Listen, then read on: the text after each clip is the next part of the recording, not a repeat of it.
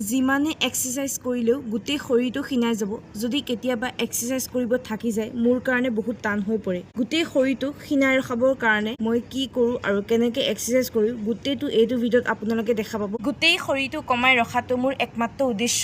তো বলকচোন আজি ব্লগটো আৰম্ভ কৰোঁ। নমস্কাৰ, মোৰ অন্য এটা ব্লগলৈ সকলোকে পুনৰবাৰ জনাইছোঁ স্বাগতম। আশা কৰোঁ সকলোৱে ভালে আছে। এইয়া ৰাতিপুৱাৰ পৰা ভিডিঅ'টো আৰম্ভ কৰি দিছোঁ। যেতিয়ালৈকে নিজৰ বাহিৰ বিচনাখন চাফা নকৰোঁ তেতিয়ালৈকে শান্তিয়ে নাপাওঁ। সেইকাৰণে মই আগতীয়াকৈ সেইখনকে কৰি ল'লোঁ আৰু তাৰপিছত এখেতক উঠাব গ'লোঁ, ভাইটি। সি কৈছিলে বা কালি মোক 4:30 বজাত উঠাই দিবা। তাৰ কথা মতেতো মই তাক উঠাব গ'লোঁ, কিন্তু মহাৰাজে নুঠে ফষ্টি মাৰি শুই থাকিলে। সেইটো বোলে তাৰ লগত অলপমান কাজিয়া লাগিলোঁ। আৰু এইফালে মই কিবা চাফা কৰি আছিলোঁ, এই টিভি পেনে থকা তক্তাখিনি যে সদায় লেতেৰা হৈ থাকে, চাফা কৰিয়ে থাকিব লাগে। তাৰপিছত বাহিৰত এনেই আহিলোঁ অলপ খোজ কাঢ়িবৰ কাৰণে, আৰু মোৰ মুখখন দেখিতো ধৰিব পাৰিছে টোপনি এতিয়াও পূৰ হোৱা নাই, তথাপিও খোজ কাঢ়ি আছোঁ। আৰু ৰাতি দবালপিটিয়া বৰষুণ দিছিলে যে সেইকাৰণে ৰাতিপুৱা পৰিৱেশটো ঠাণ্ডা ঠাণ্ডা হৈ আছে। আৰু সেইকাৰণে আজি মা আৰু পাপাহঁতে দোকান খুলিবৰ কাৰণে 5টা বজাতে গৈছে। আৰু এইটো হৈছে আমাৰ গলিৰ মেইন চিকিউৰিটি গাৰ্ড, কুকুৰটো। সি এনেকুৱা এটা কুকুৰ নহয়, চিনাকি মানুহ নহয় ইমান বেছি মৰম কৰে, আৰু অচিনাকি মানুহ দেখিলে ভোকা আৰম্ভ কৰি দিয়ে। প্ৰথম ষ্টাৰ্টিঙত আমাকো কৰিছিলে।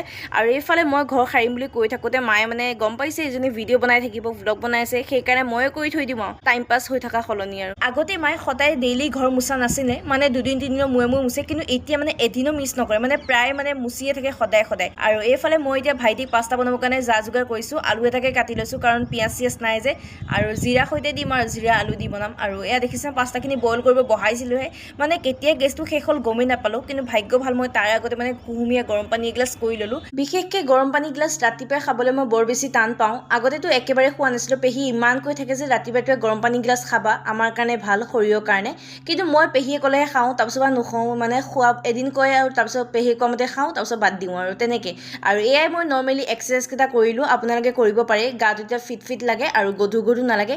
এনেকৈ মই বেছিক এক্সাৰচাইজে কৰোঁ। আৰু এইফালে মায়ে গা পা ধুই আহিলে, অলপমান চাকি বন্তি লগালে আৰু পূজাও কৰি ল'লে। তাৰপিছত এইফালে দেখিছে নহয়, মই মাক দেখুৱাই আছিলোঁ পাস্তাখিনি যে আধা বইলে হৈ থাকিলে, আৰু তাৰপিছত মায়ে গেছ চেছ ভৰাই লৈ আনিলে। মই সেইখিনি ভিডিঅ' দেখুৱাব পাহৰি থাকিলোঁ। ৰাতিপুৱা সময়খিনি যে বৰ খৰখেদা হয় স্কুলত যোৱা ল'ৰা ছোৱালীবিলাকৰ বাবে, মাকহঁতে ইমান কষ্ট কৰি বস্তু এটা বনাব হ'লে নিজৰ পোৱালিৰ কাৰণে, সেইখিনি সময়ত গেছটো শেষ হৈ যাওক, ভাবোচোন কিমান বেছি খং উঠি যায়। আৰু আমাৰ প্ৰায়ভাগ ৰাতিপুৱা সময়তে গেছটো শেষ হৈ যায়, সেইকাৰণে মাৰ খংটো অলপমান বেছিয়ে উঠি থাকে। বাৰু যিয়ে নহওক, এয়া মই ধুনীয়াকৈ এটা পাস্তা চাস্তা বনাই কৰি দিলোঁ, অলপমান খায়ে গ'ল। আৰু তাৰপিছত মায়ে তাকে থ'বলৈ গ'ল স্কুলত। সিহঁতে যোৱাৰ পাছতে মই গা পা ধুই আহি এয়া শিৱলিংগত পানী ঢালিলোঁ। আৰু কেতিয়াবা যদি ঢালিব নাপাওঁ নহয়, মনটো বৰ বেছি বেয়া লাগি যায়। আৰু মায়ে চাকি বন্তি লগালে কাৰণে মই চাকি বন্তি লগাই নাথাকিলোঁ। আৰু তাক থৈ অহাৰ পিছতে মায়ে দুপৰীয়া সাঁজ বনোৱাত লাগি গ'ল। আৰু ঘৰত দালি আছিলে আৰু 2টা চব্জি আছিলে, সেইকাৰণে মায়ে সেই 2টা চব্জিকো দালিতে এড কৰি ধুনীয়াকৈ গোটাকৈ দালি এখন বনালে। আৰু আমি মেইন লাঞ্চটো 10:30-11টা বজাত কৰি লওঁ। এনে বিশেষকৈ অসমত মানুহবিলাকে ভাটিবিলা সময় নহ'লে দুপৰীয়া সময়তে লাঞ্চটো কৰে, কিন্তু নহয় আমাৰ